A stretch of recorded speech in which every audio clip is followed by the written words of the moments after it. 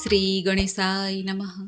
મિત્રો, આપ જોઈ રહ્યા છો યુટ્યુબ આપણી ચેનલ આવો સત્સંગમાં આપ સૌનું સ્વાગત છે.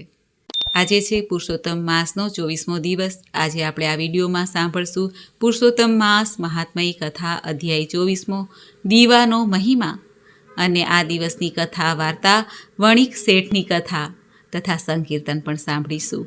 જો આપને આ વિડીયો પસંદ આવે તો લાઇક કરજો, શેર કરજો. આપ આ ચેનલ પહેલી વખત જોઈ રહ્યા છો તો સબસ્ક્રાઈબ કરી લેજો, જેથી આવનાર નવા વિડીયોની માહિતી આપ સુધી તુરંત પહોંચી શકે. ધન્યવાદ.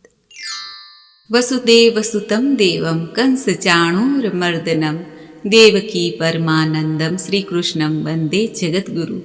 બોલો પૂર્ણ પુરુષોત્તમ ભગવાન શ્રી કૃષ્ણની જય. પુરુષોત્તમ માસ મહાત્મય કથા અધ્યાય 24મો, દીપદાનનો મહિમા, દીવાનો મહિમા. સુત પુરાણી સોનક આદિ ઋષિઓને કહે છે, હે મુનિઓ, મણિગ્રીવે પોતાનું જીવન વૃત્તાંત ઉગ્રદેવને જણાવ્યા પછી કહ્યું, મારા આ દારિદ્ર્યનો નાશ થાય અને હું વૈભવશાળી બનું, સુખપૂર્વક જીવન ગાળી શકું તેમ કરો. ત્યારે ઉગ્રદેવ મુનિએ જણાવ્યું કે તે મારો આદર સત્કાર સારી રીતે કર્યો છે, આથી તારું ભાગ્ય ફરી ગયું છે. હવે તારા ભાગ્યનો ઉદય થશે. આ મહિનાથી 3જો મહિનો પુરુષોત્તમ માસ આવે છે. આ માસમાં તમે બંને ભક્તિ ભાવથી પુરુષોત્તમ વ્રત કરજો. દરરોજ ઘીનો દીવો કરજો, અને જો ન બની શકે તો તલના તેલનો કે ઈગોરિયાના તેલનો દીવો કરજો. પુરુષોત્તમ માસમાં દીપદાનનો મહિમા ઘણો મોટો છે. આ દીપદાનથી સંપત્તિ, ધન, ધાન્ય, સંતતિ, કીર્તિ આદિ પ્રાપ્ત થાય છે. દીપદાનથી કુમારિકાને સુંદર અને ગુણવાન પતિ મળે છે. પરણેલી સ્ત્રી અખંડ સૌભાગ્યવતી બને છે. રોગીને તંદુરસ્તી મળે છે. સંતાનહીનને સંતાનની પ્રાપ્તિ થાય છે. વિદ્યાર્થીને વિદ્યા અને તપસ્વીઓને મોક્ષની પ્રાપ્તિ થાય છે. આ માસમાં દીપદાન કરવાથી 16 ગણું પુણ્ય પ્રાપ્ત થઈ શકે છે. આમ કહીને મણિગ્રીવને સુખી થવાના આશીર્વાદ આપીને મુનિ ઉગ્રદેવ પ્રયાણ તરફ જવા નીકળી પડ્યા. થોડા સમય પછી પુરુષોત્તમ માસ આવ્યો. ત્યારે પતિ પત્નીએ જંગલમાં પુરુષોત્તમ વ્રતનો આરંભ કર્યો. આખો માસ તેમણે તલના તેલનો દીવો કર્યો અને તેનું નિયમ પણ લીધું. ઉગ્રદેવની કૃપાથી દીપદાનના પુણ્ય બળે તેમનો મેલ ધોવાઈ ગયો, પાપ ધોવાઈ ગયા. કાળ બળે તેઓ મરણ પામ્યા. તેઓ સ્વર્ગમાં ગયા. ત્યાં અનેક વર્ષો સુધી સુખ ભોગવીને ફરી જન્મ લીધો. આ મણિગ્રીવ એ જ ચિત્રબાહુ રાજા છે. તેની પત્ની ચંદ્રકળા તરીકે જન્મ પામી અને ચિત્રબાહુની રાણી બની. આમ પુરુષોત્તમ માસમાં ફક્ત તલના તેલનો દીવો આખો માસ કરવાથી આટલી સમૃદ્ધિ હાંસલ થઈ, તો તલના તેલનો કે ઘીનો દીવો ભક્તિભાવપૂર્વક કરવાથી, ઉપવાસ આદિ રહેવાથી તે ઘણું પુણ્યફળ પ્રાપ્ત કરી શકાય છે.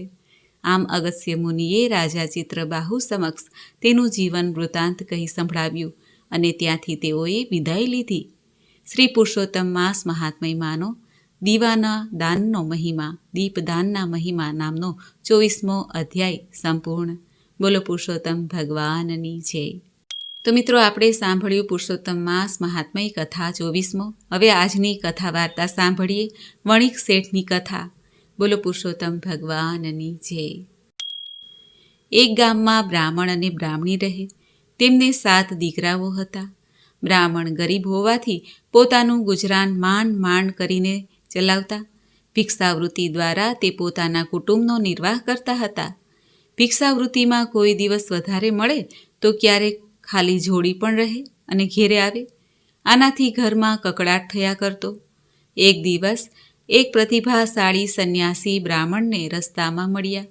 બ્રાહ્મણે 2 હાથ જોડીને પ્રણામ કર્યા અને નિરાશ વદને બોલ્યા, હે સ્વામીજી, ઘણો દરિદ્ર છું.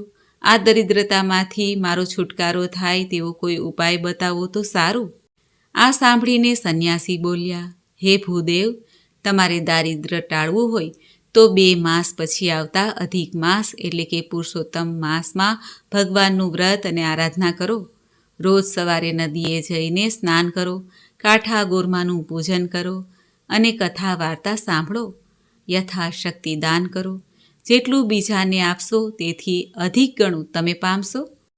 બ્રાહ્મણે ઘેરે જઈને પોતાની પત્નીને રસ્તામાં સંન્યાસી મળ્યા હતા તે વાત કરી. તેમણે પુરુષોત્તમ માસનું વ્રત કરવાનો દ્રઢ સંકલ્પ કર્યો. સાથે સાથે બ્રાહ્મણે વિચાર્યું કે હું કોઈ વિદ્વાન બ્રાહ્મણ પાસે જઈને પુરુષોત્તમ વ્રત, પુરુષોત્તમ માસની કથા, બીજી કથા વાર્તાઓ શીખી લઈ 2 પૈસા રડું અને વ્રત પણ કરું. તેણે વિદ્વાન બ્રાહ્મણ પાસે જઈને આ બધું જાણી લીધું. પુરુષોત્તમ માસ શરૂ થતાં બ્રાહ્મણ અને બ્રાહ્મણીએ વ્રત શરૂ કર્યું. બ્રાહ્મણ દેવ નદીએ સ્નાન કરવા જતા ત્યારે ભાવિક બહેનોને કાંઠા ગોરમાનું પૂજન અને બીજી કથા વાર્તા પણ સંભળાવતા. આ ઉપરાંત ઘરે આવીને પુરુષોત્તમ ભગવાનની કથા કહેતા. આનાથી તેને સારી દક્ષિણા મળવા લાગી. અનાજ, વસ્ત્ર, ફળ, રોકડ રકમ પણ મળતી. પડોશમાં એક વણિક શેઠ રહેતા હતા. તેમને સંતાનમાં 5 દીકરીઓ હતી. એક પણ દીકરો ન હતો. વણિક પત્ની ગર્ભવતી હતી. તે બ્રાહ્મણની કથામાં રોજ જતા. એક દિવસે તેણે બધા કથા સાંભળનાર ગયા પછી બ્રાહ્મણને આ વખતે પોતાને પુત્ર થાય તેવો ઉપાય બતાવવાનું કહ્યું. ત્યારે બ્રાહ્મણ દેવે તેને પુરુષોત્તમ માસનું વ્રત કરવાનું જણાવ્યું. વણિક પત્નીએ પોતાના પતિને વાત કરી. શેઠ ધર્મમાં માનતા નહીં, પુણ્યદાનમાં માનતા નહીં, છતાં આ વખતે પોતાની પત્નીને પુત્ર થાય એ આશયથી વ્રત કરવાનું કબૂલ્યું. કદાચ ભગવાન આ વખતે પુત્ર દે. વળી આ વ્રત સારું છે, 1 ટંક ખાવાનું બચશે. પછી તો શેઠ પણ રોજ બ્રાહ્મણ બ્રાહ્મણી સાથે નદીએ સ્નાન કરવા જાય, કથા વાર્તા સાંભળે, પુરુષોત્તમ ભગવાનની પાસે આજીજી કરીને દીકરો માંગે. પણ જ્યાં દાન દક્ષિણાની વાત આવે ત્યારે વણિક શેઠ આડું જોઈ જાય. એમ કરતાં શુક્લ એકાદશી આવી. એકાદશીએ રાત્રે વણિક શેઠને સ્વપ્ન આવ્યું. તેમાં પુરુષોત્તમ ભગવાન વણિક શેઠને ઉદ્દેશીને કહે છે, હે વણિક, તું ધર્મમાં માનતો નથી. તારી પાસે અઢળક સંપત્તિ હોવા છતાં કંઈ દાન કરતો નથી. તેથી તને પુત્ર સુખ પ્રાપ્ત થતું નથી. તે મારું વ્રત કર્યું છે, તેથી હું તારા ઉપર પ્રસન્ન છું. હું કહું તેમ કરીશ તો અવશ્ય તને પુત્રની પ્રાપ્તિ થશે. તારે ત્યાં જ્યારે પુત્રનો જન્મ થાય ત્યારે પુત્રના ભારોભાર સોના મહોર તોલીને તારા પડોશમાં રહેતા મારું વ્રત કરતા બ્રાહ્મણને આપજે. જો તું આમ નહીં કરે તો તારો પુત્ર જીવતો નહીં રહે.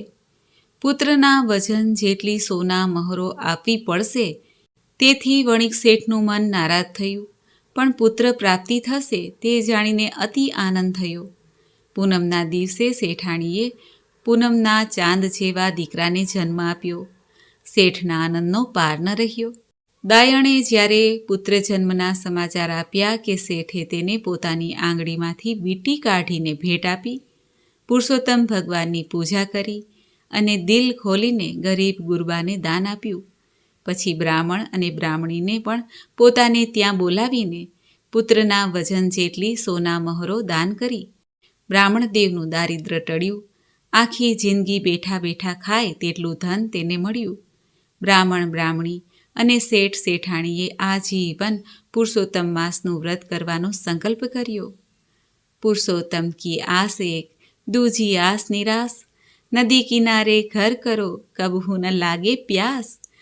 હે પુરુષોત્તમ ભગવાન, તમે જેવા આ શેઠ શેઠાણીને ફળ્યા તેવા આપનું પૂજન કરનાર, કથા કહેનાર, કથા સાંભળનાર સૌને ફળજો. બોલો પુરુષોત્તમ ભગવાનની જય. તો મિત્રો, આપણે સાંભળ્યું અધિક માસ કે પુરુષોત્તમ માસના મહાત્મ્યની કથા તથા આજની કથા વાર્તા. મને આશા છે કે આપને આ વિડીયો જરૂર પસંદ આવ્યો હશે. હવે આપણે સાંભળીએ આજનું સંકીર્તન. બોલો કૃષ્ણ કનૈયા લાલની જય. હે કરુણાના કરનારા, તારી કરુણાનો કોઈ પાર નથી. હે સંકટના હરનારા, તારી કરુણાનો કંઈ પાર નથી. મારા પાપ ભર્યા છે એવા, તારી ભૂલ્યો કરવી સેવા. મારી ભૂલો ના ભૂલનારા, તારી કરુણાનો કંઈ પાર નથી. હે પરમ કૃપાલુ વહાલા, મેં તો પીધા વિષના પ્યાલા. વિષને અમૃત કરનારા, તારી કરુણાનો કઈ પાર નથી.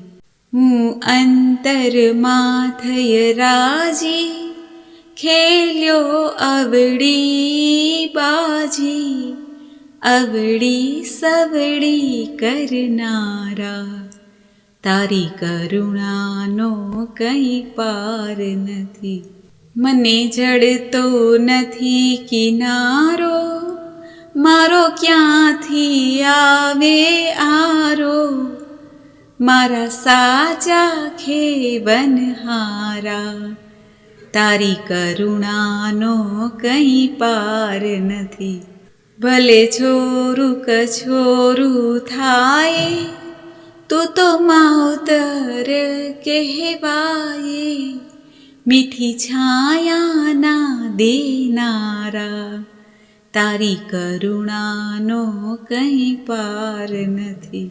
છે ભક્તનું દિલ ઉદાસી, તારે શરણે લે અવિનાશી, રાધાના દિલ હરનારા, તારી કરુણાનો કોઈ પાર નથી. હે કરુણાના કરનારા, તારી કરુણાનો કઈ પાર નથી. હે સંકટના હરનારા, તારી કરુણાનો કઈ પાર નથી. બોલો પુરુષોત્તમ પ્યારાની જય. મિત્રો, મને સાંભળવા માટે ધન્યવાદ. આપ સૌને મારા જય શ્રી કૃષ્ણ.